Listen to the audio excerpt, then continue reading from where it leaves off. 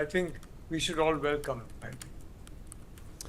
All right, Dr. Sharad Kohli, senior economist, is also with us on the platform. Dr. Kohli, your assessment and thoughts on India's ability to, successfully reach out to the world through these ports, which don't only become assets, they become, a central focus of how India plans to, in fact, operate in the future and build its economy.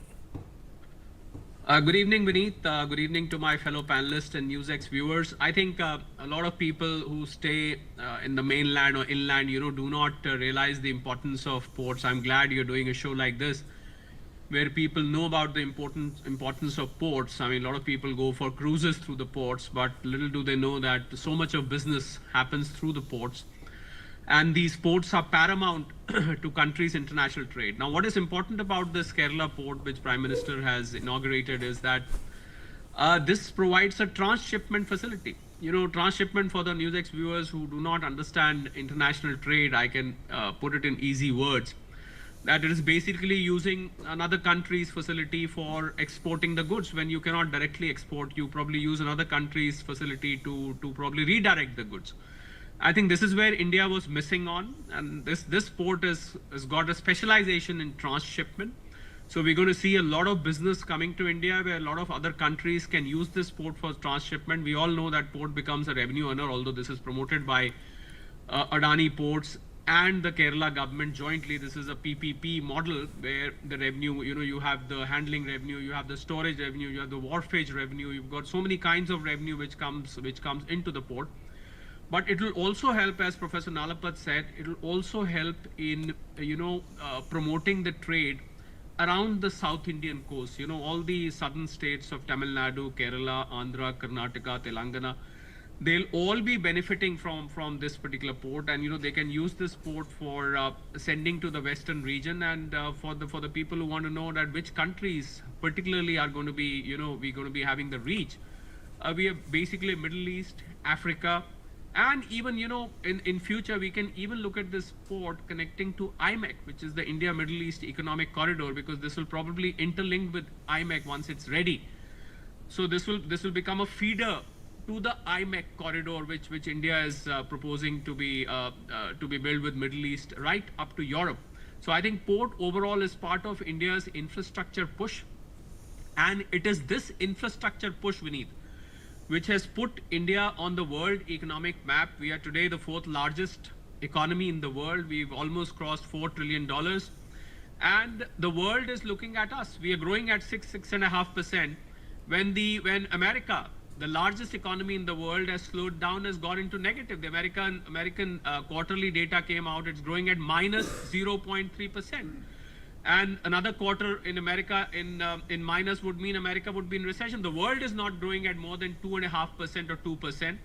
The estimates are yet to come, but so India growing 3 times the pace of the world.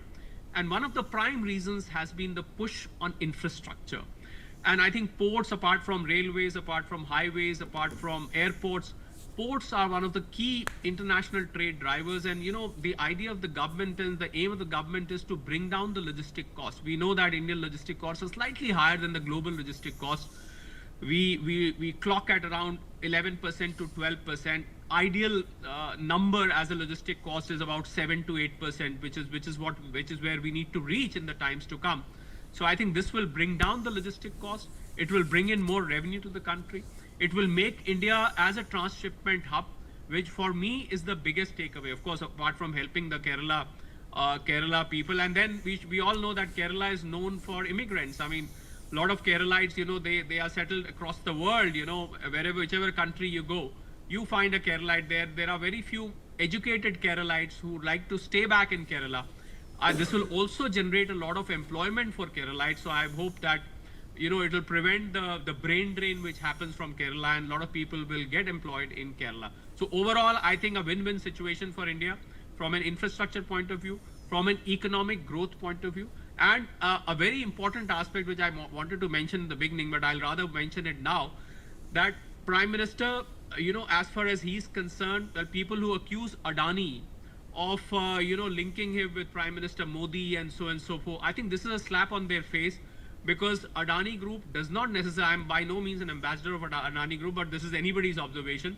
By no means Adani is investing only in BJP ruled states.